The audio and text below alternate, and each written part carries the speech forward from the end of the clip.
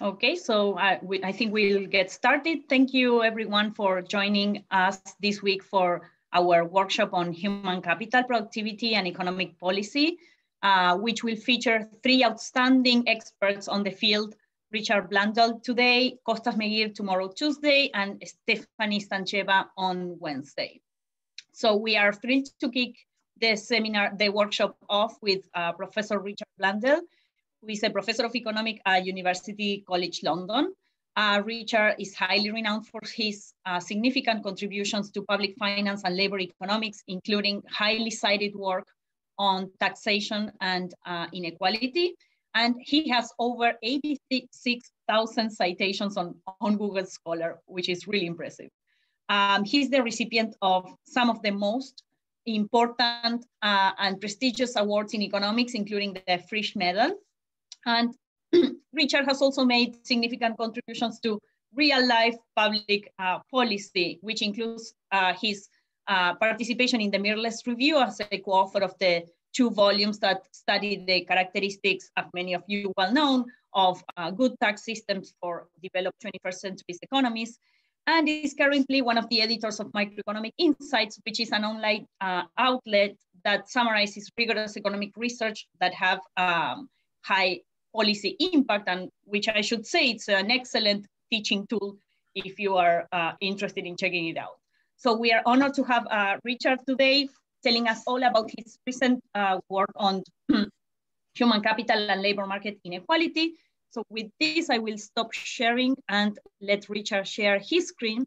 And in the meantime, I will remind participants about how we are gonna handle questions. So we will have a 60-minute seminar by Richard where we will only interrupt for clarifying questions. So we will not use the chat, we will use the Q&A function. So please use that Q&A function during the seminar if you have clarifying questions. And after the seminar, we will have a discussion among the 3 speakers of the workshop, and then we will open it up for a more general Q&A session by the end. Richard, welcome, and thanks for attending this, participating in this workshop, and take it away. Okay, thanks Anna, fantastic.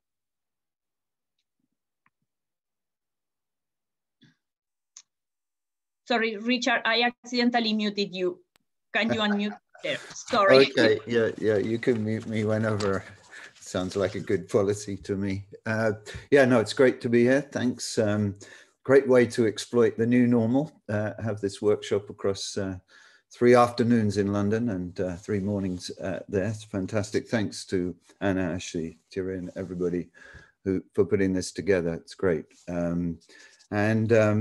What I decided to do is something maybe a bit unusual, just putting together a kind of review of work, or bringing together some points that I've been thinking about the last year or so that build on a set of work that I've been involved in, which has partly involved Kostas as well. So there's some joint work here, which I'll point to as I'm going along. So the idea here then is to highlight the issue around wage progression, but bring it together with human capital and its implications for labor market inequality. So let me just see if this works. Is that okay, Anna? Did you see the next slide? Yep, perfect. Yeah, so just a bit of background. A lot of what I'll be talking about will be used in the UK as a kind of running example where we've done this work, but I've also got some corresponding figures, at least, that point to similar kinds of things in the US. And I think the basic ideas and the implications for policy are very similar.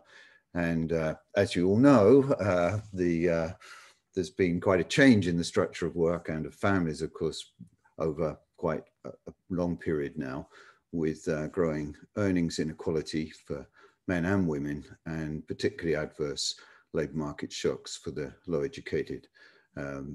Often we think of men having experienced the biggest of those adverse shocks, at least until recent pandemic. And underlying this, and what I want to point to, is the particular point of poor wage progression. That is the growth of hourly wages, really, and related to that, the growth of earnings across the working life for the low educated, and also for those in part-time work. And in the UK, part-time work, as I'm going to show you, is quite an important phenomenon, increasingly for men as well, by the way, at least low educated men, a little bit like the growth of poorer labor market attachment in the US for the low educated men. And then since the financial crisis, just to put it in perspective, there's been a really growing focus on living standards at the bottom. And these inequalities across different groups in the labor market have become particularly focused. And of course, we know that the COVID pandemic has done even more to highlight these, and to some extent highlight the inadequacies of current policies. And the kind of overall theme here is a kind of straightforward one, really, that just says that our usual mechanisms for thinking about inequality. It's a theme many are picking on, looking at, and I refer quite a bit to Stephanie's work with Danny recently on this balance of policies, that we can't hope to address all the issues about low wages and low wage progression through the tax and welfare system alone. So what should the balance be between tax, earned income tax credits, welfare policies, and of course the large range of human capital policies, minimum wages, and increasingly concerns about place-based policies. And I'll have a little bit to say at the end about how you might fit these together.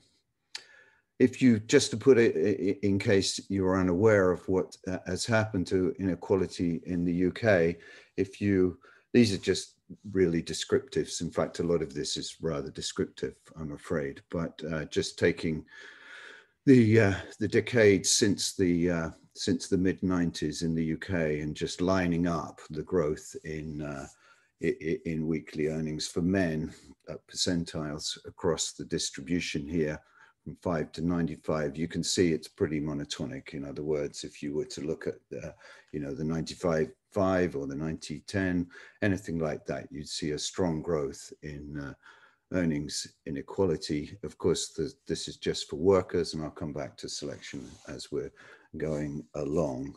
But that's kind of important. And indeed, if you look at what's happened to hourly wages, at least recently, they're flatter. And of course, that points to a couple of interesting issues there, that the difference between those hourly wages and male weekly earnings is pointing to hours of work. And indeed, if you look at the labour market for men, a bit of a surprise in a way, you see that the bottom quintile of the wage distribution for kind of prime age men, not just young and older men, there's been a growth in part-time work for that group, not so much for the other groups. So you can see that the level of labour market attachment and the growth in part-time work is quite important even for low-wage men. If you look at women in the labour market, you see something that looks almost symmetrically opposite. By the way, in the paper that I'll come to the list, this is just referencing some work that I did a couple of years back, that compares the US and the UK, just using CPS and the British equivalent. You'll see something very similar, not quite as nicely symmetric as the UK, but very similar. And really what this shows is that female weekly earnings has grown at the bottom, actually. And female wages have grown more, but they came from a lower base, of course. And female weekly earnings at the bottom is really driven by the increase in hours of work at the bottom for women. And I'll come back to how this might all link up. But in the end, because of assortativeness and on the wage, strong assortativeness on the wage in couples, and also the lower female earnings share where these households are in couples, it means that it hasn't improved the between family earnings inequality. And if I draw that, I'll kind of go back to earnings inequality now, taking family earnings equivalized, just looking at working households pre-tax pay. And you can see it's not going below zero anymore. So women in households have certainly helped keep earnings from negative real growth in over this period that happened to men, but still very low and largely monotonic. In fact, if I put the top households in this, you'd see an extremely high growth in the top 1% of earnings among couples, particularly largely because of assortativeness there. And that's important. If I add in what's happened after taxes, it's pretty flat. And so the reason I just set this up is there's a kind of notion that at least when you look at the 90-10 in the UK, there's been hardly any growth in income inequality after tax and transfers income inequality. But underlying this, I should add, there's a huge growth in inequality of earnings, labor market earnings, pre-tax, pre-transfer labor market earnings. And that's what I want to look at. And one reason for that is that the difference between the green and the red here, or the green and the brown, whatever you see there, of course, is made up with transfers. And over this period, just like in the US, actually, there's been a huge growth in the expenditure on working in work benefits, or what earned income tax credit type benefits, which the UK has also expanded quite dramatically since the middle of the 90s.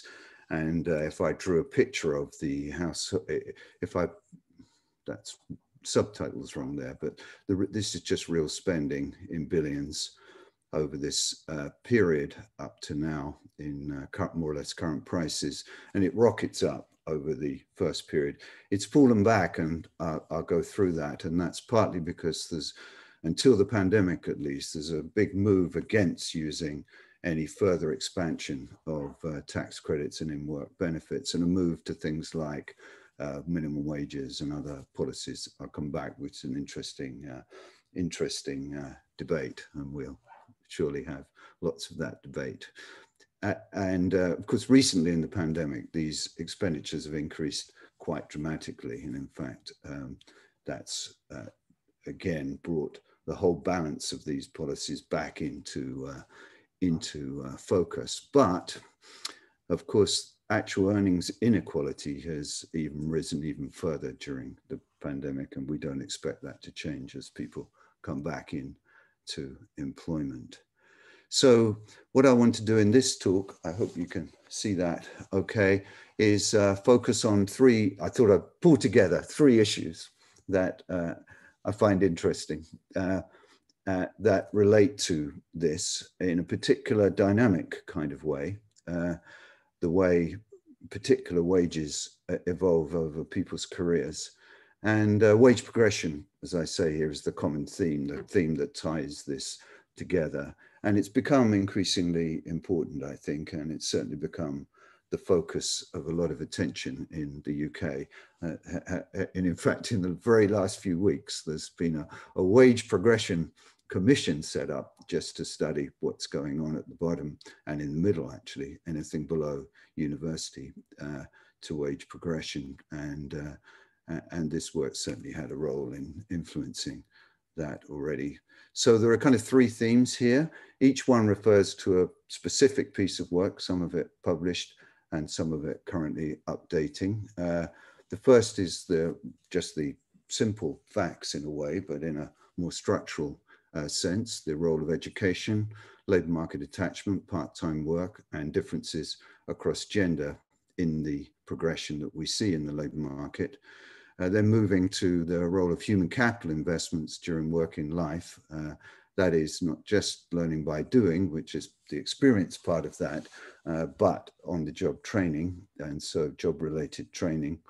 And then finally, a little bit more descriptive really, but trying to dig into exactly what attributes of firms and workers seem to make the match work. Because even at the bottom, you do see successes, and you see successes, some growth in progression, even for those that don't have a college degree. And the question is, what's driving that? I think it's a key part of the story about labour market inequality. Again, in this European Work Conditions Survey, I'll point to them, but some of the key questions about what people find attractive about work and attractive about jobs is jobs that do have good progression and do have good opportunities for training and longer tenures actually with firms. So all of that is important, is kind of pointing to the importance of this. And it's also got key important policy implications.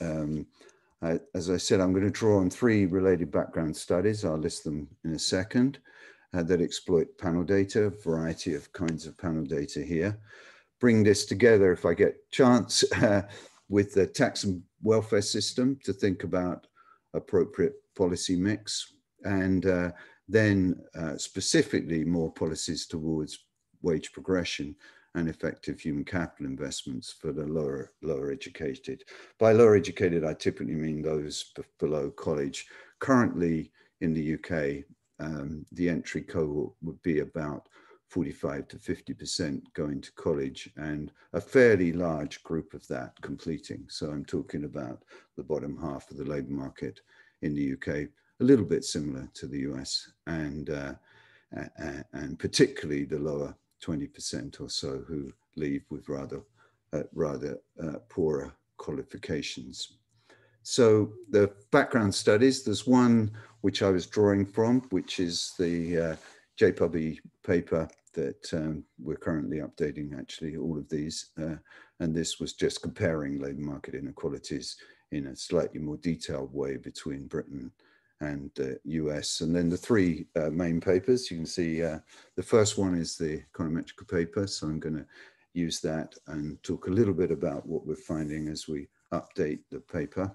And that's with Monica and Costas and our student Jonathan.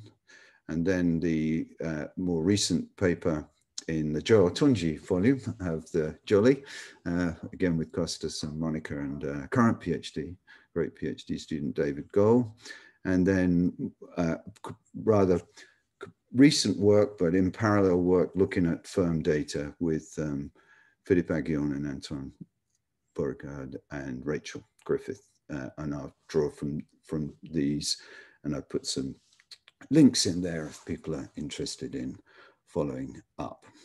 So there's going to be kind of 5 main data ingredients here, is the way I think about. They're used largely throughout these papers. So the first is the regular panel data, a bit like PSID really. It's an annual household panel that's now expanded to a much larger set of 40,000 households, and it measures the education qualifications, labour supply, family level or household level. It has detailed measures of individual training right from the start of the survey, which is rather useful, and we use in the training paper, but it also has detail on childcare, demographics, incomes, assets. It's linked to administrative data on earnings now, and in fact quite a lot of them, almost all the administrative data, including the tax data, is now linked to that survey, although I'm only going to use the earnings data here. It has very conveniently life histories back to 16, and that's a kind of good place to have some initial conditions, as it were, family background. And in the work, the econometric paper, actually, we found that that wage progression once in work, conditional on education, a lot of other things, varies quite a bit with family background. I'm not going to point too much to that, but I guess that's really key for some of the things Costas will talk about tomorrow. It's got zip coding, so you can link in travel to work areas. For a majority of this work, the key is going to be linking it in with local authorities or local areas where, and one reason for that is that you get variation in the kind of benefits that people can draw on, in particular housing costs. And this has a big implication for the budget constraint that individuals face. And we're going to exploit that quite a bit, actually, over time and locations to get identification of some of these effects of experience and part-time work on wage progression. There's a link in with the tax and benefit model at IFS, which is kind of comprehensive and works on every household on every year. It's a bit like the MBR simulator. And for the final bit of work, we finally managed to get somewhere with the matched employer-employee data in the UK, matching in characteristics of firms and workers together. And I'll come back to that at the end.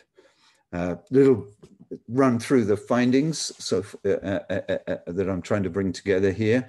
The kind of key starting point here is that employment alone is, I put increasingly because it looks like it is increasingly not enough to escape poverty and low earnings. So the reason for highlighting that right from the beginning is that nearly all the original motivation, at least in the UK, for tax credits and in-work benefits was the idea that once we got people into work, they would earn their way into self-sufficiency and out of poverty and off the welfare system. And indeed, as we know, programs just like this in Canada were called the self-sufficiency program, and everything was directed, work was enough. What we've learned is that work is not enough, and that in fact, in the UK, families are spending their whole working career, at least while they have children, with often in work, but with in-work benefit support to quite a high level. And that's certainly not what was originally expected when those were designed. And and that's really started to really focus attention on progression. And in particular, what we found is diverging wage profiles by education and part-time work. So if you're low educated or you're working in part-time, there'll be a few other characteristics as well. Then wage profiles can be very different. And of course, if we combine low education with part-time work, which often is the case, we see very poor, if anything, any progression at all, really, over the working part of the working career. You combine that and we observe that there's very low rates of on-the-job training for low-educated workers. It's a very complementary activity, in fact. And so one thing to look at is, is there any evidence that training can have a payoff for lower educated workers? And what kind of training, of course, is key there. And as you saw right at the beginning, although there's been this growth in female earnings and female work over this period, it's not enough really to kind of do very much for family earnings inequality. So within family, of course, it does a huge amount, but not across families. But some lower educated workers do well, and I'll try and make the argument at the end that there are some specific skills that low educated workers tend to have at least a higher proportion of than cognitive skills, soft skills, which can be quite important in wage progression. And I'll come back to this, I'm not going to spend on it now, but you can imagine the policy mix is really thinking of earned income tax credits in work benefits, which are pretty well targeted for cross-section inequality, but they're not that well targeted for wage progression. And then you want to think about how you balance that with human capital interventions that can, of course, give you or hopefully deliver some progression. The minimum wage, again, is well targeted, of course, to very low hourly wages, but it's not particularly well targeted to wage progression. And it's not particularly well targeted to low family earnings either, because obviously once you get to earnings and once you get to families, the minimum wage can be a little bit unrelated to that, although obviously correlated. And then finally, we've had a growth in self-employment in the UK, in particular solo self-employment, and the difficulty there is that they have a very different tax system. It's a much weaker tax system and much weaker eligibility to benefits. and almost no eligibility to anything to do with training. So that's a kind of background. I think many of these issues are ones that come up in many economies, including in the US. So if you look at I just took what we had in our original paper. Yeah? Sorry, we just had a well-timed question there that I thought you might want to answer. Yeah, please I think you should be able to see it in the Q&A function, but let me know if I should read it out. I'm not looking at the Q&A. I'll read it out for you. So I have a question. Yes. So I'll come back to that. So do we have a measure for soft skills? Yes. We have, is that the one you're thinking of, Ash? Yeah. Yeah. How do you measure them? Yeah, I'm going to come back to that. So I'll make sure I rattle through enough that I come to that. So we're going to have 10 measures, which are basically ONET measures, but we're going to try a number of others. So this just gives the picture of average wages in the UK across the 3 education groups. I can see another. Can you distinguish? Yeah, there's a couple of good questions coming in. I think many of them are going to be covered. You're ahead of me. I'm going way too slow. Sorry about that.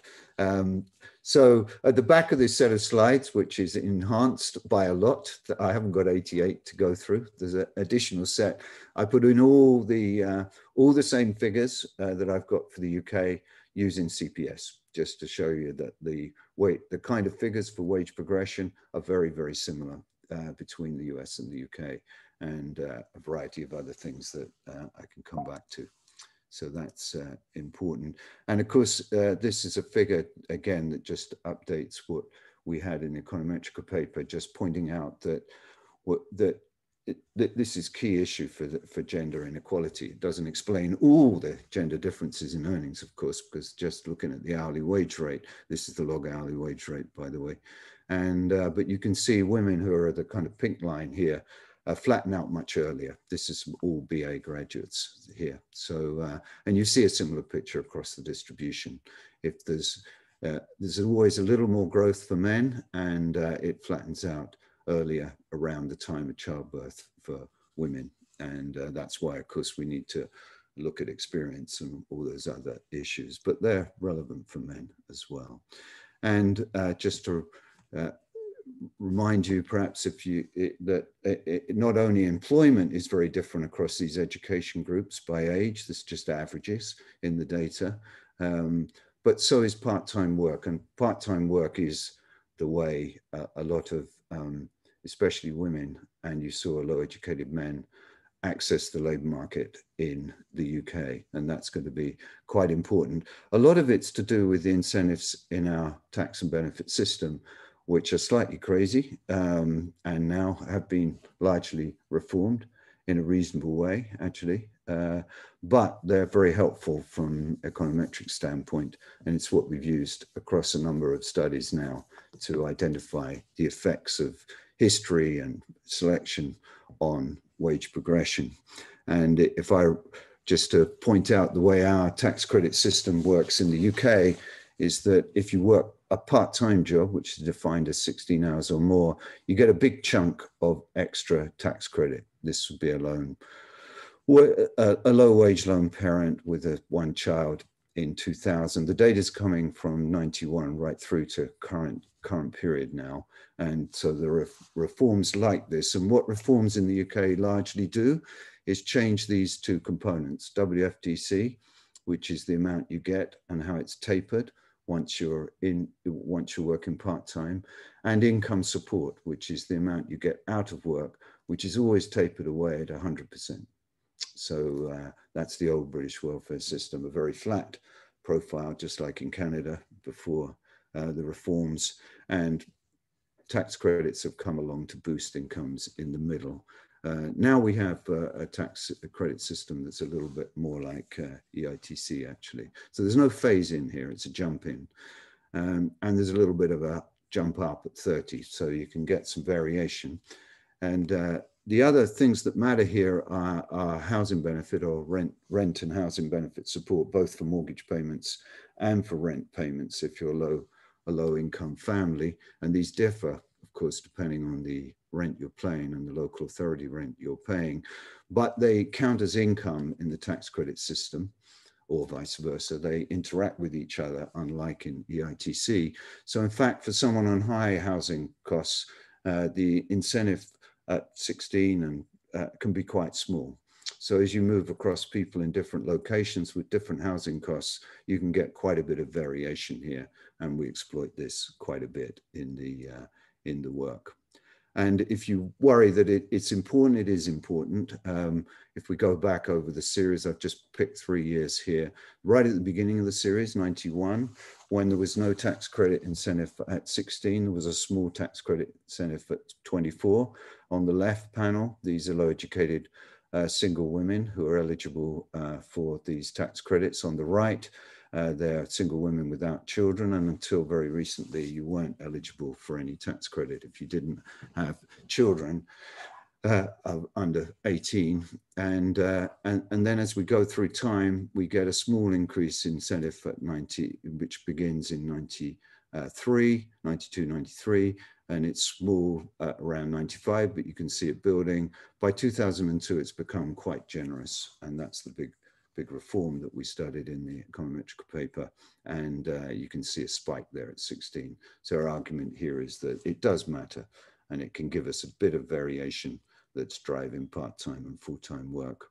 The kind of model we have, and this is exactly as we've used throughout this work, is that we have a log wage equation, which depends on a kind of baseline function, kind of, if you want to call it a kind of standard Mincer function. And then we've got some background variables, xi, which are the family background variables, just an index coming from those, like books in the home and a variety of other things that reflect background. And then we've got a human capital part to it, where human capital just builds with depreciation. You can see there with a depreciation rate. S is schooling, so we're going to allow depreciation to depend on different levels of formal education. And it builds according to full-time work or part-time work. You can see GH is a function of past employment, either full-time or part-time. That's the only split we're going to do here. And we're going to normalize the full-time coefficient here to be 1. So the coefficient on part-time work is going to pick up the value of part-time work in the human capital part. Very simple parametric model, but it works incredibly well, actually. I'm sure we could do better, but we've used this one quite a bit in this work. And we also allow for some unobserved heterogeneity.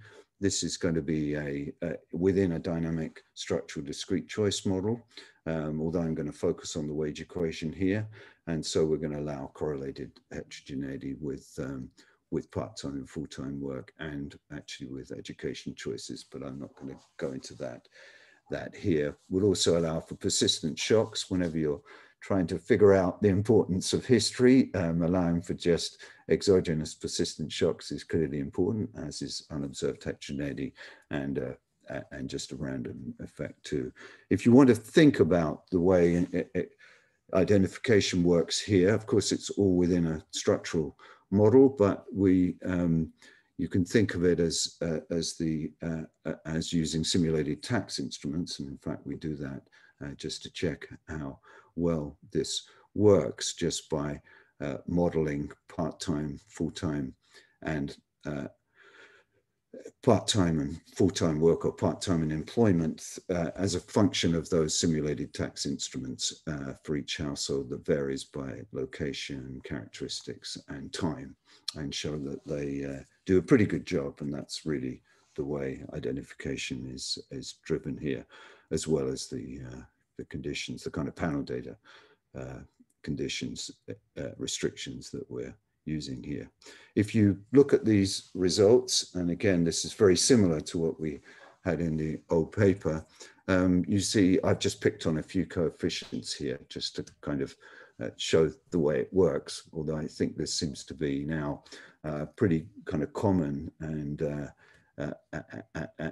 fairly robust set of ways things work. The first coefficient is the effect by schooling level. You know, the schooling levels are you leave with minimal qualifications at 16, which is legal in the UK. It's not a dropout, but it's very low qualifications.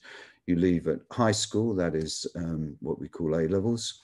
Oh, and then finally you complete a 3-year college, which is the BA or more.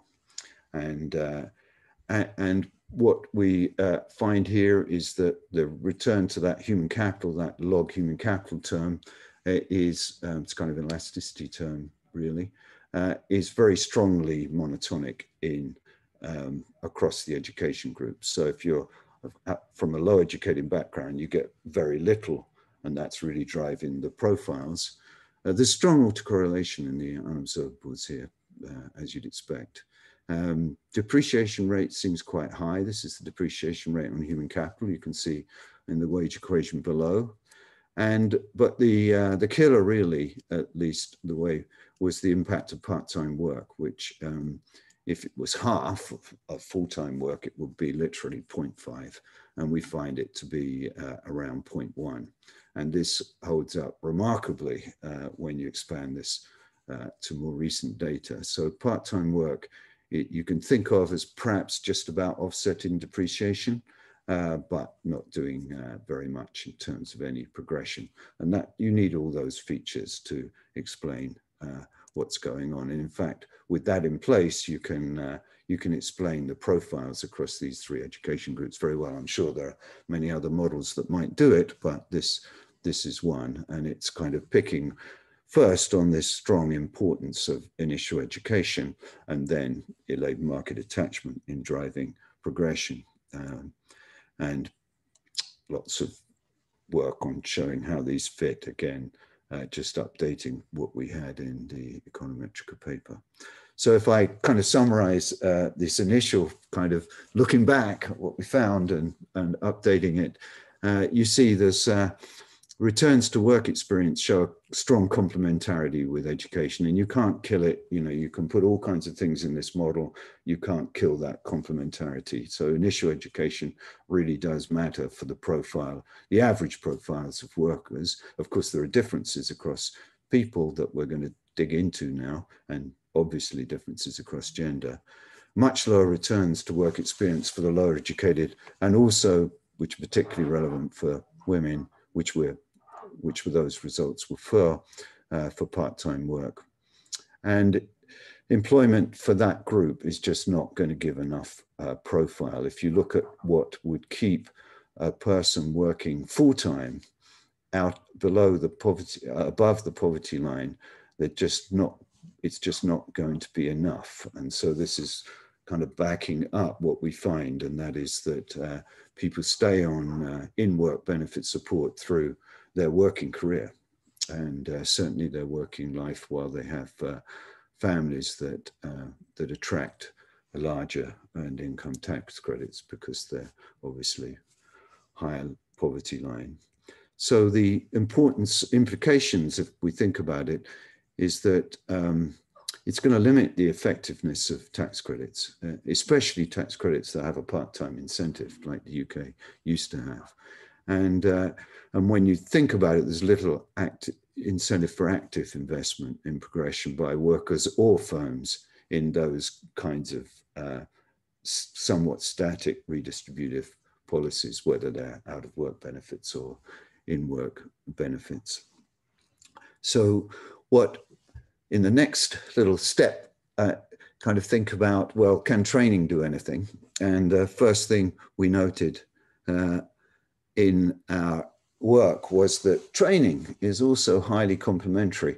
One problem with training, it's particularly hard to get good measurements of training, partly because, at least in the UK, once you leave formal schooling, we don't have a central way of collecting qualifications. That's very different in Scandinavia, where every single possible qualification is collected and added to the register data, or you can add it to the register data. And we've done that in Norway, and I'll show you something on those results, but they're very similar actually in the end. What you can see here is that, but this data, the British panel data, does collect quite nice data. I'll show you what it is exactly. And this was our measure we used in the original study, and it kind of holds up quite nicely. At least 50 hours of training that's not induction training over your, during each year. So it's very simple, broad measure of training. We're not saying what qualifications it is, because in this data we don't have that, so it's just training. But you can see that it's highly complementary with education again. It's the university and high school graduates who are getting all the training. It declines with age, as any Mincer investment equation would tell you. It should. And for women, it's got this double blip, in particular for the high school and older, but right across the, which happens that there is training going on when women come back into work after being out of work or on part-time work with children. And this is an induction, so this is not to do with starting a new job. This is really active training. And what we found is that, at least in a very simple sense, it does add. And in fact, the training questions, I won't go through them all, but they've stayed actually quite the same now for a long time. And they ask you broad things about how many hours of training you've had, what kind of training. Is it to increase, is it induction, is it skills on the job, or more general skills? What we do in this is take out induction training and group everything else together. But you can break other things out, and it's really the skills that you do on the job, actually, which seem to pay off here, where most of the recorded training is done. It seems like most of this is apart from induction, results in some qualifications, and I'll come back to that as I'm going along here. But if you add this, a very simple way here, so this is almost like a reduced form kind of wage equation now, where all we're doing is adding training into the human capital stock. So we say, you know, CAPA is the human capital stock. You can see that at the bottom. It's updated and depreciates, and it's updated by whether you work full-time, part-time, or whether you had a significant training episode during the last year, because you could have different models of the intensity of training and what have you. So it's very simple, but it really was particularly useful, looking at this. I've kind of highlighted the middle group because the way we're going to get identification here, in a sense, is coming again from the different incentives in the tax and welfare system and the amount of training that's going on in this data. And at least for the early part of our data, we don't have a huge number of observations, but the key point here is that among the very low educated, there's really hardly any training going on, so it's very hard to find a significant impact. You can see the impact there is not precise. It's a little more precise for the middle group, the high school group, where you could see there was quite a lot of training going on here, and it's kind of interesting. You get some precision for the university group, but we're not particularly sure that's so reliable. It's a smaller effect too, which is quite interesting given they're doing more training. You could almost say that you might see training in the data, but it's really completely coincident with experience and work. And what this is doing is saying, what's the additional impact of some training over and above part-time, full-time experience? So it's kind of simple, but that's what we're getting. And that seemed important. And so at least for this middle group, and by the way, it kind of continues to fit very well. You can look back at the Jolly paper that we just published, and even with the with newer data, it seems to be holding up quite well. So we get this double blip for women, for example. It's harder to do this for men because the identification is tougher. So we're trying to learn a lot from what we're seeing for women here. In summary of this part, and then I'll come to the soft skills in the remaining 10, 15 minutes. So the argument here is, it's kind of simple, but the argument is the impact of training remains significant, conditional on education, experience, family background, persistent shocks, and heterogeneity. So, and although that perhaps, to us, that seems quite important because training has not got a great, training that we see often provides very little in the terms of return.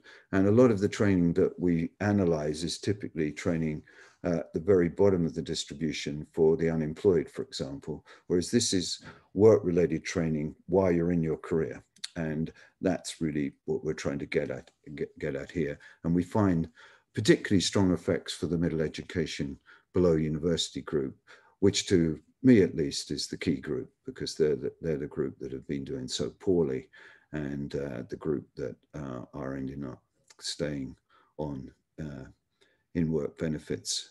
And the return, if you work it out, is not bad. It's got a similar kind of level of return that you'd have as a full year, if you make it into a full year equivalent of a full year in school, i.e. around 8–10%. But of course, there's much less investment going on, so the overall impact is quite small.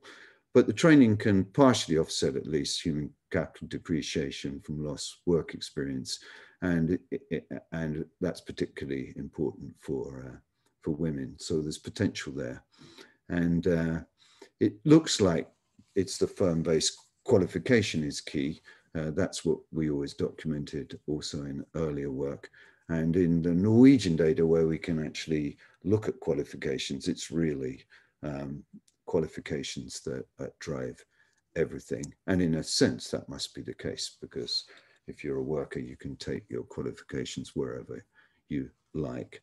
So the kind of policy implications that I see here, at least, is that you can kind of complement tax credits and minimum wages actually with a kind of firm-based qualification training.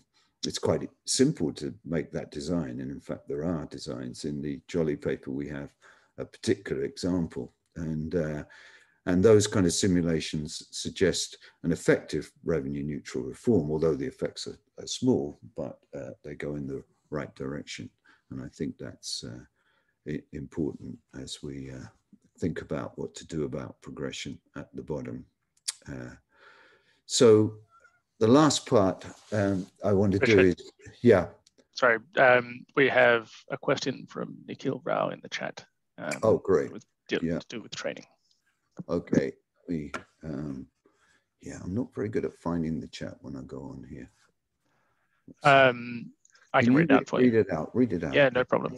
So is there consensus on the types of training, on how the types of training differ across education groups and firms? And he's asking because different education groups work at different types of firms, and they might in turn incentivize training for specific sets of skills, etc.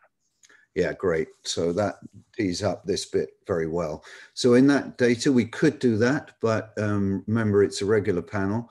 The recent panel is now 40,000 households. So there's a chance of splitting by types of firms and occupations, but you can't do much with the regular panel. There is only 5,000, 6,000 households, so 11,000 individuals. And once you look at the lower educated group or the lower educated groups, you don't have enough to make anything of that split, even if you weren't worried about endogeneity in a sense. So that's harder, but in this work, we're trying to do a little bit more of that because we're looking at the firms themselves. So the idea here was, you know, you see some workers doing well, and training's got something to do with it. But what is it? Can we learn a little bit more about whether firms matter and what skills bring the largest returns? So the data's, I go through it, it's the usual linked worker firm panel. It's smaller in the UK than anywhere else, although the quality is not bad in the sense it's just a 1% sample that you can match. And so that makes it harder to look at very small firms. And I'll come back to the workers in very small firms, that is, to get a firm effect. Of course, that would be very, very difficult. And I'll show you how we're dealing with that. But you can, on the other hand, of course, look at very great detail about what's happening to workers in firms and their hourly wages as they progress in that firm and as they move across firms. And we can look at the type of firm. So that's what we're doing here.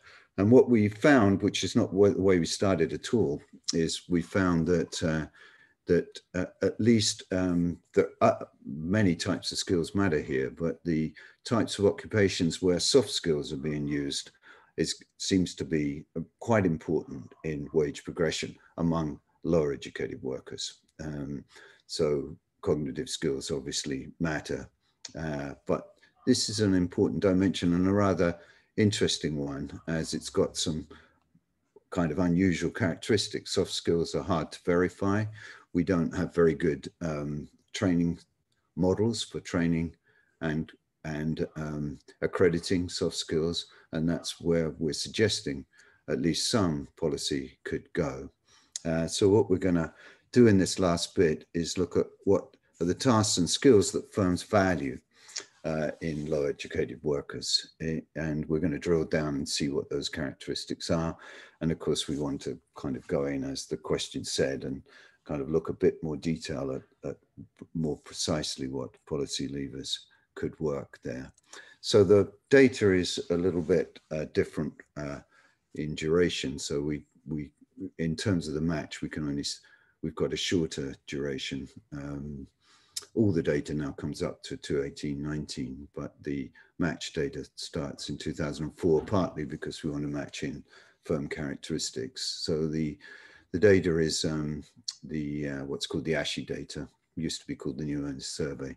It covers hours and earnings of all workers according to the National Insurance Number in the UK, and it's based on on tax record data, so it's pretty detailed actually, and you can match it at any level. We're going to match it with ONET by occupation types at the 4-digit level to get an idea of what these workers are doing, the kind of tasks they're involved in. And the firms we're going to match with firm data that allow us to look at the location of the firm, the structure of the firm, the employment of the firm, whether and the research and development that's going on in that firm. So is it a more technological, innovative firm? And the nature of occupations, ONET, and variety of other measurements. And that's going to be quite important. One thing that we find, at least descriptively here, is that, you know, the old idea that large firms pay better is certainly true, but it's a particular kinds of larger firms, and they're firms which have likely to have investing in R&D, or at least have a larger share of higher educated workers. And that's going to give us a couple of policy levers here. If you're in a firm where there aren't either of those things, wage progression is very low. So the idea is the complementarity with other assets, other workers in the firm, and the investments going on is absolutely key for getting wage progression. At least that's the way the description goes here. So we're going to do the usual thing. There's nothing fancy here, except, of course, the UK doesn't have its own ONET yet, at least not going back this far. And so we're using the US occupational ONET, which is going to throw in some kind of measurement differences, but they're very, very similar. And I'll show you how it lines up quite well, actually. And what we do is we then take a set of measurements, the standard measures of soft skills, to answer the question. Here they are, the 10 these are the tasks that align with soft skills. And what we use is these, but in the paper we look at a lot of other varieties. There's kind of ones you can bring in or leave out. And what we're going to do here is just take the leading eigenvalue, the vector of this set. So very simple PCA analysis. Form an index, argue this index is kind of a useful way of summarizing this. We could do a lot more, and then split it into a kind of high soft skills, high tasks for people involved in with high levels of soft skills. And you can see what's going on here. You know, it's things like coordination, working with the team, responsibility for outcomes, consequence of error, importance of being exact or accurate, and decisions on co-workers. So it's kind of a mix of complementarity of your activity with other workers in the firm, and also things that are going to be important in interactions in firms. So we've got lots of examples of what kinds of occupations are involved in these tasks, but I can come back to that if that's useful. Richard, there's 5 minutes left. Great, that's fine. Thank you, Anna. Sorry for going on. If you just do a fairly rough kind of analysis of wage progression, this is for men, this is for low educated male workers in this sample, aged, this is all ages by the look of it. And you split them into those in the high level soft skills tasks. So that's the red line, that's the top third of this index versus the other 2/3. And that's the way we're going to split it all the way through here. And you can see. Sorry, have you condition on education before you do that, or? This is just low educated. Ah, okay, yeah. Sorry. Yeah, no, absolutely. So everything now is we're going to focus on the lower educated group. And it, by the way, it kind of works across all, but you always get this differentiation, Costas, but it's very descriptive here, of course, but it's much more important for this group. You know, if you're not getting this, you're getting very low wages and very low progression. So that's kind of motivation. That's just descriptive, a bit like those pictures we had before. And we've taken our old data, Costas, the BHPS, the UK, and kind of done exactly the same thing there with the same splits, and they line up very nicely. So at least there's some similarity in the profiles. We do the same for women. If you want to, this was inspired, as Stephanie knows, from interactions with Stephanie and Danny on the Good Jobs agenda from the European Work Conditions Survey. But if you line up this measure of soft skill intensity with what people think of as my job offers good prospects, that's where they answer this, and you line this up at the and match it at the this is just at the 2-digit level. I'm afraid that's the most we could do with the European Work Conditions Survey, but you can see it's very strongly related. So down at the bottom here are cleaners. This is not a great place to be, and we're going to use cleaners in quite a few cases as an example of an outsourced task, an outsourced task, or tasks that are not complementary, of course, with other things in the firm are most likely to be outsourced. They are also most outsourced of the kind of tasks, and they give very, very little wage progression. And then, of course, there are other things out here which are giving you more progression. And that's the argument here. There's a little bit of a work, I put this slide in extra to the ones I circulated just to kind of give a view of the model, because you could argue, you know, what's going on? What have we got in mind here? The idea here is that there's a skill that's complementary with other assets. Because it's complementary, there's rents, there's a surplus. And of course, the worker can bargain for some of that surplus. So some of that surplus can go to the worker without any outside offers or anything, because of course, all they have to do is threaten to shirk. It's a kind of efficiency wage argument that comes from these kind of O-ring type production technologies, which is kind of nice because it gives you a sharing of the rents with workers, even without having to introduce frictions and other things here, which is convenient. But it's just a little background. I'll put that in for people to look at. And there's a few implications of that. Of course, if soft skills are hard to verify, then when you start in the job, it's always going to be difficult to, you know, they're not particularly well accredited. It's hard to take them to another employer. So what's going to happen is that workers and firms will learn about them. And so we expect a much more stronger tenure profile of returns with soft skills to other skills, which are more verifiable, and you should be able to get the market return more or less as you arrive at the firm, at least if it's a competitive market. So what we do is we run a wage equation, which has got it's pretty descriptive.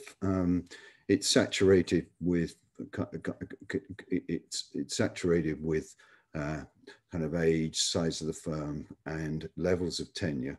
And I'll come back to that. But the key component here is going to be a component that has the level of soft skills that you're involved in, as it were, and the interaction of that with tenure.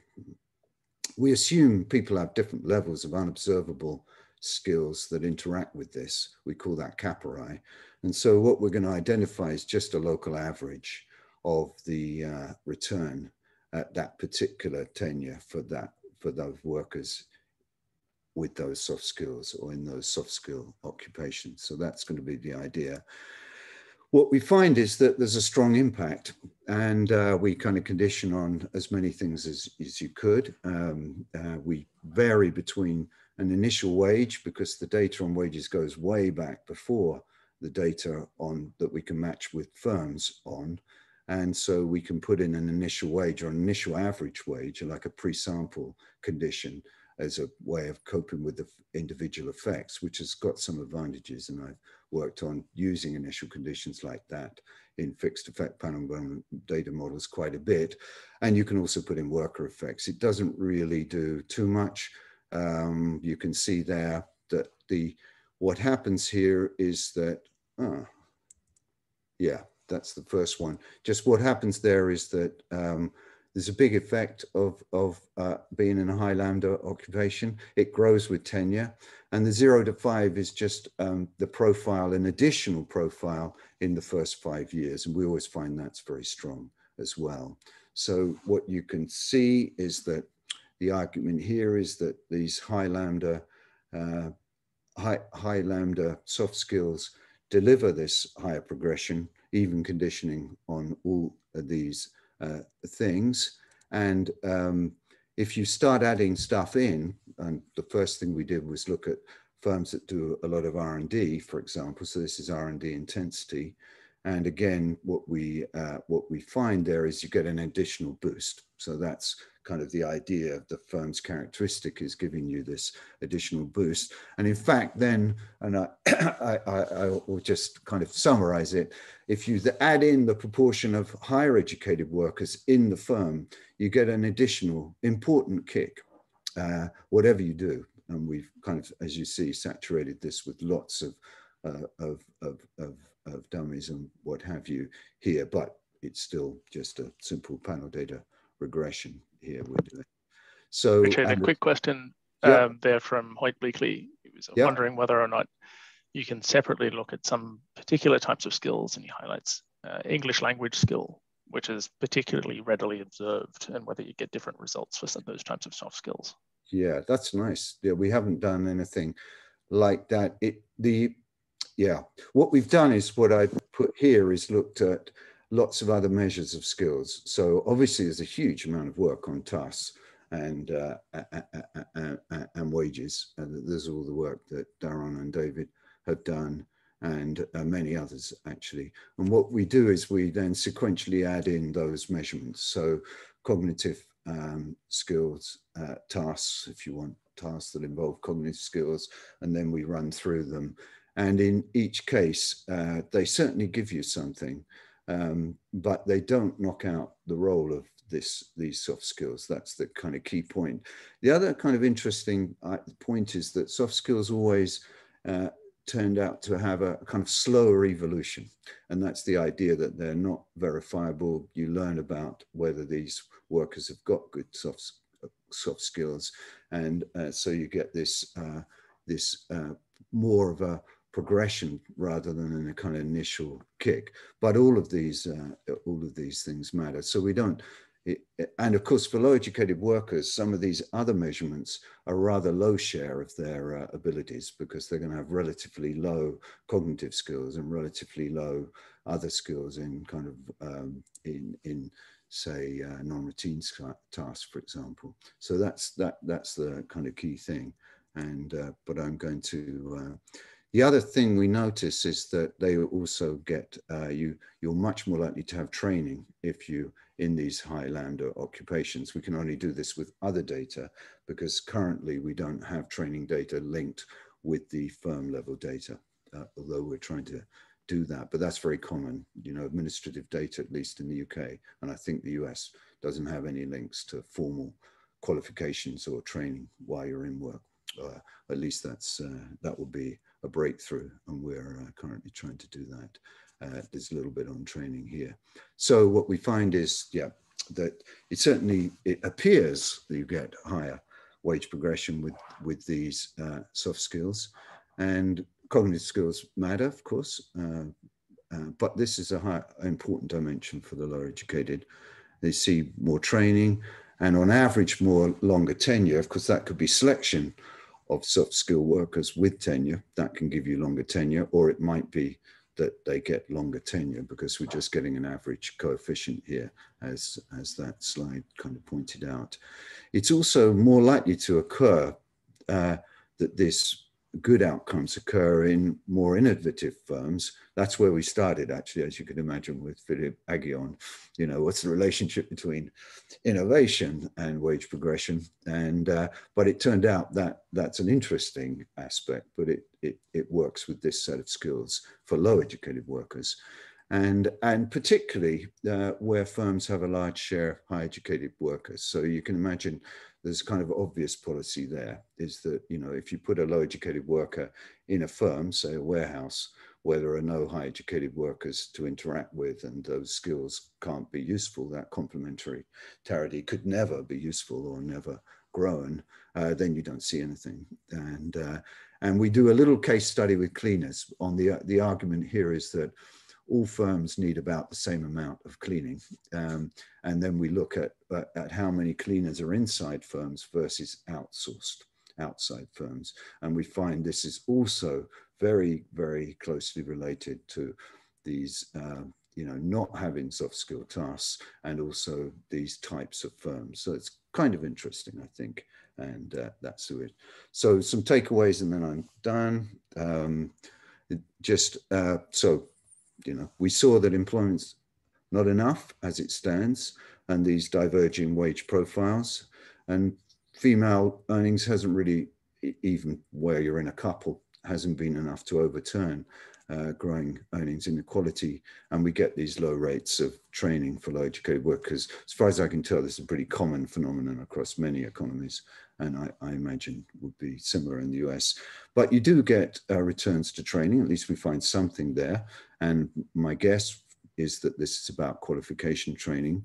And we note in this last piece of work that soft skill tasks seem to improve progression with more training and more longer tenures, especially in R&D firms with larger share of high skill workers. So that's the kind of way we're coming at it here. So you go back to the policy mix. I won't spend any time on this, but you know, the idea is that in the middle of this set, the human capital ones, you might want to focus on firm-based accredited training. We could do, if soft skills are important, we could do a lot better because, you know, it's a very, very poor area in terms of training. Although if you look at some of these new successful sector-based training, they do emphasize some of these skills. And as I mentioned, Stephanie's and Danny's Good Jobs agenda is not unrelated to this, this point. But also, you know, you don't find almost any of this going on in solo self-employment, at least as far as we can tell. And so, again, there's a role there for rethinking policy on the self-employed. And it also points to a kind of place-based idea. That is that, you know, if you've got a place with no educated workers and no R&D firms, then lower educated workers are probably not going to do very well either in terms of wage progression. And a final point, the UK is probably, maybe it's happened in the US, in fact, I'm sure it has, but we've had the most educational flight in local areas. So if you look at the UK, the educated are concentrated in 2 or 3 major cities, and the rest of the UK is either old or lower educated. And of course that, if you put those together, that's suggestive that it's going to be hard to turn that around because, you know, getting those areas to turn around and deliver something for low wage workers requires this combination of things rather than just work and training. It's and that of course, is a key thing there. So I think I'm going to finish there. Sorry, I went way over as usual. Everybody expects that, but I haven't. I've only used half of the 88 slides. Thank you, Richard, for this wonderful talk. So now we are gonna open this for comments by Costas and Stephanie. So if Costas and Stephanie can turn on their cameras, this is your opportunity to comment, give feedback, ask questions before we open it to the general Q&A. Maybe we can start with Costas and then Stephanie. Yeah, I mean, as I would expect, Richard has touched upon many topics, so it's kind of hard to focus on any on the whole thing. So I would just ask a couple of questions. The first thing is, do you have a view on the political economy of the reforms to the welfare system in the UK? In my view, the tax credit system has been a very successful redistributional tool because it's achieved quite a lot of reduction in inequality without too much cost. Of course, it might have unintended effects like getting people who perhaps shouldn't really be working to work. But we also now understand, or think we understand empirically, that it doesn't have dynamic effects in the sense that people who have been incentivized to work early on do not seem to have a stronger wage progression later, although it'd be nice to interact that with the soft skills idea that you had. In other words, people incentivized to stay in the labor market and are the kind of above median socio-emotional skills, I would call them. Do they get returns? But whatever, it doesn't have dynamic effects, but it does have very strong redistribution effects with a kind of reasonable work incentives. What's been the political economy of the move away from the tax credits? That's one question that of many that comes to mind. The other is, well, I think we need to understand better what we mean by soft skills. I don't really see this strong distinction between cognitive and socio-emotional skills. I think they're all about in some form of cognition. So of course that takes us back to early childhood development and how do we, what should we be doing to improve people's skills in all these dimensions. And the question is, what actually generates these skills and why they're important. And within this context, I'd like to perhaps advertise the work of two of my recent graduate students who've worked quite a lot on this, at least in reference to gender wage differentials. Peng Xiao, who will be joining Duke, and Marianne Bernarski-Colli, who just graduated. Particularly Marianne has been showing that the importance of social skills has increased quite dramatically in the labor market. So, so it'd be interesting to see whether the social skills were as important for wage progression in the past as they are now. My suspicion is that they've become much more important now. And in some sense, at least what the data seems to show is that women have more abundant socio-emotional skills, and consequently, this is kind of improving a bit the gender wage gap. So, so my second question is more about the role of social skills, how they are. What do we think of them, of their determination, and how has their importance changed over time? And is it just a new insight about inequality, or is it a new insight in a new historical period? Thanks. Should I? What should I do, Anna? Kind of go answer now, or maybe hear from Stephanie? Yeah, maybe hear Stephanie. Otherwise, we won't get around to it. Thanks, Costas. Brilliant, as usual. Yeah. Thank you so much for amazing talk, as always, learning so much and frantically taking notes while you're talking. So I think this is obviously hugely important. And as Richard put it into perspective at the beginning, we often think of redistribution to resolve inequality, which is clearly part of it. But this is talking about the very, very important pre-distribution to like improve opportunities, to improve outcomes in the labor market. And as Richard kindly mentioned, some work I've been doing with Danny Roderick to try and think of a taxonomy of policies into a sort of policy matrix, thinking of various stages of the economy, like the completely pre-production stage before you even enter the labor market, which is all the work Richard's doing on education, and then all the production stage or labor market stage policies. And then after that, the more traditional, perhaps, redistribution through taxes and social insurance. So I think it's incredibly important because it's too costly to try to do things only on one of these pillars. And the labor market itself is very much perpetuating inequalities in a systemic way. And so this is really a critical research agenda and work that Richard has done. I was, I had a few questions that I'm really curious about. So also on the soft skills, like many people are interested in that. And as you know, we've been looking into survey work on what people care about, how they view their job, how they view their career progressions, etc. I'm really curious what sort of programs have been actually tested more generally to foster soft skills. So I know of small scale programs out there like that we've also discussed before, these sectoral training programs in the US, which seem to have a very good track record to not just train people in the specific skills of the job, but also more generally soft skills. I'm less familiar with things that have actually or may have happened in Europe and whether there's a good track record there. So very curious to hear your thoughts on these soft skill trainings.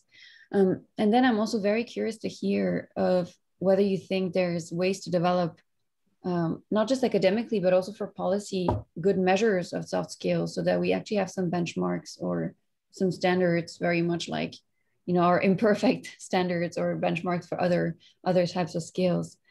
The other thing that I thought was really, really important is obviously the notion of training that's done in a recurrent way throughout life. So not just one time in college, but actually retrained throughout your work life. And I was very much wondering two things. One is this something that you think should essentially be outsourced to firms, to perhaps with some incentives to maybe have the best alignment with what the firms need? Or is this something that, given that people change firms so much and there's such a high turnover in the labor market, that this is actually something that should be done more systemically by the government, perhaps in conjunction with employers? So I know these are quite big questions, but since you have always amazing answers, I thought I would ask you. Okay, thanks. Shall I try and deal with those? Brilliant. Yeah, of course. Costas, yeah. I'll start with political economy because that we both lived through the political economy of much of this in the UK. And I should re-emphasize, that 2/3 of this work was joint with Costas. So we had this agenda about wage progression in work, but not, the new work that Costas has been doing on early childhood. It kind of adds to that, of course, important. The political economy, I think there's two things. I'm beginning to think that the place-based thing might be more important than we first thought. And that's what's driving it. So why is it that suddenly, at least in the UK, there's a kind of move against having in-work support over a large part of people's lifetime? I've been back to the people that we were working with in government in the mid-90s when tax credits were really expanded following the Clinton expansion of the ITC in the UK, and what was driving that. And it was very much in work and then they'd be fine. And I think your point, and I think partly behind this, that progression might have fallen back, and the differences widen. Maybe it was enough then, although I'm not completely convinced. But certainly it became not enough. And then if you put that together with the idea that there are concentrations of quite low families, quite low educated parents, where they're in areas where the work, according to this complementarity idea, is just not going to give those kinds of jobs that give progression. Then you've got a kind of concentration of people on welfare, they would think of it. Despite the fact it's called a tax credit, it's still thought of politically economy on welfare. So that's one thing. I think it has made people, this idea that standing alone and not being supported always by the state is become more and more important than I ever thought it would. I think there's something in people really valuing themselves by their earnings before tax and before transfers. And I think especially for low educated men, this decline in their real earnings, even with the supplement coming after tax, is important in their thinking about their position in society. So I've kind of changed my mind about what really matters to people is not just their after-tax transfer earnings, but also what they're getting and their position at work. I'm just, I have no evidence of this whatsoever. I'm just kind of thinking that through. There probably is some evidence there. So that there's that bit too. There's also the incidence issue, which is harder for me to deal with. And that is, there's a view that tax credits were supporting low wages and driving them lower. That's more than just an equilibrium notion. That's a kind of local monopsony style notion. And I think there's potentially something in that. Of course, in these reduced form things, it's not particularly, you're just looking at how wages evolve, but I think there's something more on thinking of the incidence of tax credits. And there isn't very good work on that, actually. We're trying to do some ourselves. Most of the work hasn't really nailed that, in my view. On the cognitive side, I better speed up. Yeah, I think there's it seems that cognitive skills, memory, all those things that are in the set of cognitive skills. I was looking at them this morning, actually, because we have them in the regression, by the way. They're a different set, and they're important right across the distribution, and even more important at the top, it seems. And you might be right there also with the kind of, that they're a different form of kind of interactive skills, but they're also skills that are very related to IQ, actually, as well. So I think it's a slightly different subset of similar skills. They're non-overlapping, at least in these kind of task-based measures, but certainly need to go more back in that. The other point is these results hold up much stronger for women. But of course, we're not great at dealing with selection here, Costas, and I'm surprised you didn't ask me the nasty question, but relative to our econometrical paper, we don't have, because we can't link it with family background or family income, we can't use the tax instruments so well here. So it's less easy to figure out the pure experience effect. So, but it looks like if you just run the regression as I showed you for women, you get a stronger effect, and that might reflect what you were saying about women. And Stephanie's, yeah, there is some work on more broader programs in the US. I was talking to the guys at MDRC who do a lot of these. They don't do Project Quest, but they do lots of the others, and they seem to have a huge amount of work going on into the measurement and effect of soft skill training. I had no real, I've been talking to my old contact there, Jim Riccio, but there's a group there and they're very responsive and they're doing a lot of work, much more than just the Project Quest work. So that seems worth more investment. Maybe David Denning or someone knows about this that I don't. Similarly in the UK, talking to one of our old co-workers and students, Costas, Sandra McNally. Sandra runs a lot of the work on vocational training analysis in the UK and runs a centre on that. And I discovered there's a huge amount of that that focuses on soft skills. And they have some work showing for the, that these actual training in soft skills does get returns that are similarly quite good order that we're finding. So I'm learning about this as we go along, and I think that's where the measurement. I'm not going to be great at the measurement, but I think these people like MDRC and the vocational training kind of people like Sandra are really excellent at thinking about measurement, and we could do that a lot better. I have discovered that, talking, this came up in a conversation with an old Michigan professor, Hal Varian. First time I gave a talk at Michigan, Hal was in the audience with Ken Binmore and a few others, so quite a crew. And Hal tells me Google is putting a huge amount of work into the measurement of soft skills at the moment. And because in dealing with work, modern workplaces, that turns out to be very important. And that came completely out of the blue to me. So I think there's a interesting work going there. I think that, there's, whatever you do, you always seem to find that the workplace is the place where some of the training has to go on. But of course, you don't want it to be exclusively the workplace, because mobility is absolutely key as well. So your last point, that's where I think the accreditation comes in, how we measure and accredit. If we do, like we used to do a lot in the UK, just, not require accreditation of training, that's, whereas Germany, of course, requires a lot of accreditation. That seems the right way to go here. But yeah, I'm just feeling into this detail of what skills matter. And I discovered, people who do look at vocational training have spent a lot more time than I have, although, these results are kind of adding to what we knew.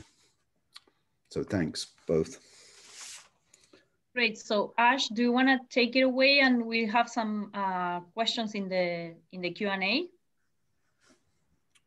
It's 10:30, so I just want to make sure Stephanie and Richard and Costas, are you okay staying with just a few more minutes? Sure. Sorry to go over. No, no problem. And no problem at all. This has been fascinating. It's fun for me. All right, so let's start with one from Jim Hines, and maybe we'll have time for one or two after that. Yeah. So is there a way to quantify the extent to which existing policies actively discourage forms of training and resulting human capital acquisition? So he's thinking that policies that reduce the after-tax returns to human capital acquisition, or that limit the ability of employers to substitute training for other forms of compensation, could be important, and whether you could get at that with some of your estimates. Yeah, great. I mean, people have been looking at this a long time. Jim Hackman's early work on the training incentives of the ITC, and we exploit that actually in our identification strategy. But in the econometrical paper, Jim, we did look at whether tax credits were, as far as we could tell, providing some disincentive for staying in education. So, do you leave early because, the job is supported, the low wage job is supported? And we found some small evidence for that. I wouldn't say it was huge, but something there. And it would be very nice to look a little bit more at go back and look again at the incentives in the tax credit system for human capital investment. But I suppose, you should ask Ashley and maybe Stephanie, because Ashley's job market paper, as you know, was on, if I recall it correctly, was on human capital investments and tax. And so I think there's something really important there. What we haven't really done anywhere, I think, is formally bring it together empirically with, with some really good measurements of training, and then look at how tax works. But there's nothing intrinsic in the tax credit system or the minimum wage system that is going to really generate progression. And in some cases, of course, it's the opposite. And so you kind of think that there has to be a balance here, and it's kind of getting the balance right. Yeah, but good to see you, Jim. I can't see you, but it's good to see you. It's unfortunate that you can't see them. Yes, and one of the things I discovered when writing that paper is it's a very difficult empirical question. All right, so the last thing I'll put to you, since we're out of time, is there are a couple of questions here about how various different broader factors in the economy contributing either to your findings or how they would affect the policies you would recommend. So one of them is automation of jobs, and another is immigration. Ooh, yeah, okay, good.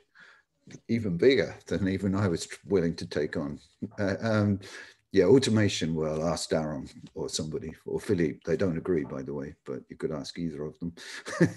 And I guess there's a kind of view that you could incentivize automation to be more pro equality, and I think about automation that's more complementary with these skills. So the way I think of it is it's a kind of match. So if we kind of know the skills that are useful in technology kind of companies, even for the lower educated, which is quite a challenge, but that's what we were looking at, then you could imagine, you know, what are the types of technologies that are particularly complementary? And then we could think of a policy that tries to exploit that complementarity and kind of twist the incentives for the type of automation, or, you know, make public investments more directed towards that. But that's a great question. Well, automation seems to be a very multidimensional thing. So, you know, we have a student who's been trying to figure out, you know, how to characterize what robots do. And some seem to be substitutable, others complementary, you know, and it's turns out that the devil is really in the detail. You know, there's not, you can't just say, unfortunately, it doesn't seem that we can just say automation, right? Yeah. You know, it's, That's so I think they're really complementary to higher skills, complementary even to lower skills. Others just, you know, throw workers out and things like that. And that's a really good point. Think of, you know, we have like over 100 different questions about the tasks workers are doing and the skills they're using, and no questions about the type of technology they're using. So you could imagine, or that I know of, so you could think about, you could look at more detail of that. That would be, that's a really good point. Yeah. It's, okay, we are over time, so but we'll follow this up tomorrow. We will have Costas talk about the early part of about babies. Sorry? About babies. Exactly. So we learned a lot about the returns to skill in the market. Well, we are gonna learn about how our skills produced tomorrow. So we welcome everyone to join again tomorrow morning, and thank you, Richard, for a wonderful talk, and Costas and Stephanie for a wonderful discussion. Yeah. Thank you very much, all of you.